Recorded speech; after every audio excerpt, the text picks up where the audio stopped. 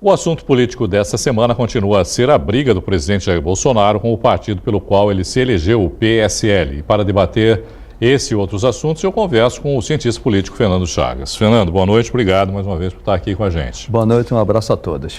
Chagas, como a gente já vem falando desse assunto há algumas semanas, né, já virou uma novela, né, esse assunto, vamos nos concentrar no capítulo desta noite.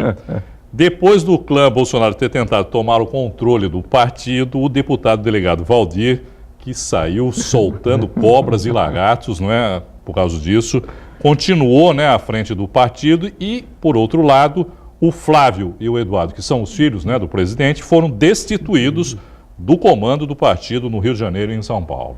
O que eu vejo, mais cedo ou mais tarde, pela força do presidente Jair Bolsonaro, ele vai conseguir tomar o partido. Porém, vai tomar um partido rachado. E o que mais impressiona isso é o simbolismo, né? Quando ele não conseguiu, depois de 2 ou 3 listas, emplacar o Eduardo Bolsonaro, seu filho, como líder do partido, tirando o atual líder, ele se enfraqueceu politicamente de uma maneira muito forte. Então, independentemente do resultado, ele vai apresentar a 4ª, 5ª, 6ª lista, uma hora ele toma a liderança e toma até o partido. Porém, ele já está enfraquecido. Mas o PSL já falou, inclusive, de se juntar aí com o DEM, né, para formar um partido só, né? A tendência é essa. Uma hora vai ter esse racha, eu acredito que... Mas aí o Bolsonaro continua mesmo assim?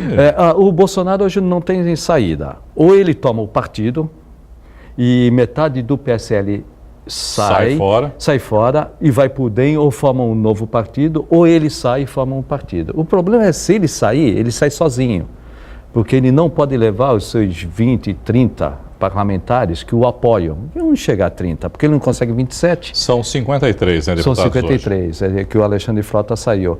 E se eles saírem, eles perdem um mandato. Se saírem sem justificativa, perdem um mandato. Agora, o grande problema disso tudo é que o Bolsonaro e os filhos, o que eles querem? Querem tomar o partido por causa de 300 milhões. 100 milhões. Isso que eu ia perguntar para você. Quer dizer, no fundo dessa história, mais uma vez, tudo acaba em dinheiro, né? São 100 milhões do fundo partidário e 200 milhões do fundo eleitoral. São 300 milhões que o Bolsonaro quer, o Bivar também, o Luciano Bivar, presidente do PSL.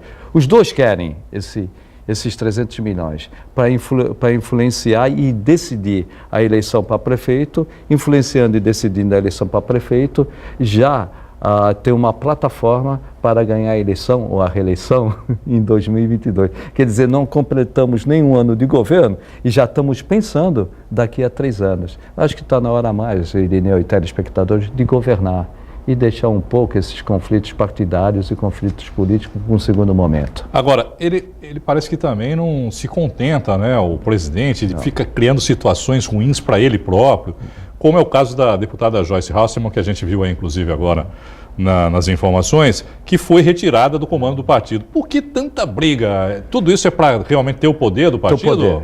Ele é uma pessoa autoritária. E ele acha que a eleição dele foi suficiente para ele mandar no partido e no país como bem entende. Não é assim.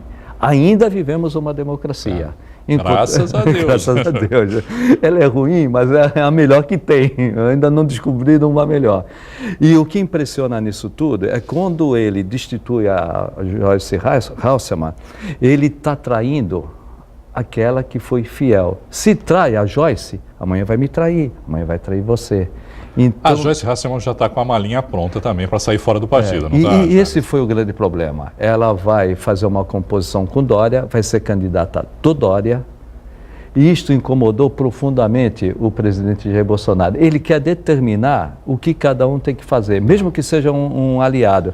Só que um presidente que perde a credibilidade, um presidente que não consegue indicar o líder do seu partido, sendo seu filho, sai bastante enfraquecido. Mas está na índole dele, como você mesmo falou, que é autoritário, né? Quer dizer, ele é militar, tem essa índole... Tem a formação, esse lado autoritário, né, de comando, de mandar e assim por diante. Bom, ele afastou a Joyce Hasselmann e colocou no lugar dela um membro do PMDB, que, se a gente parar para pensar, é o partido que nos últimos 30 anos sempre esteve do lado do poder. O MDB volta a ganhar força? Não, foi um ato isolado. Isolado. O MDB, ele não vai entrar com apoio total ao Bolsonaro, até para a questão que nós já tratamos. O Bolsonaro não é um político confiável neste momento, a ponto de um partidário gravar a conversa dele por telefone. Por quê? Porque não tem segurança no que ele está falando e no que o vazamento dessa conversa também que está gerando, né, toda essa brigalhada.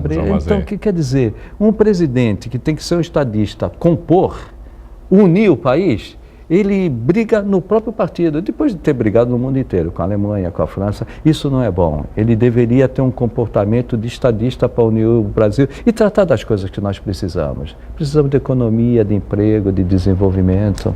Quanto você diria que isso afeta a agenda de votações no Congresso?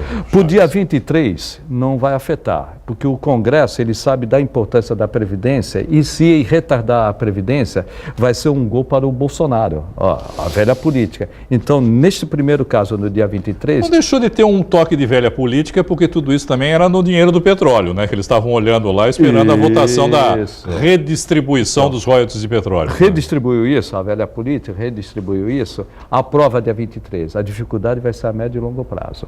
A médio e longo prazo ele vai ter muitas dificuldades de conquistar tudo que ele pretende no Congresso para o país deslanchar. Eu vejo hoje a governabilidade muito comprometida justamente por isso, esse conflito político e no momento eleitoral que nós vamos entrar no ano que vem.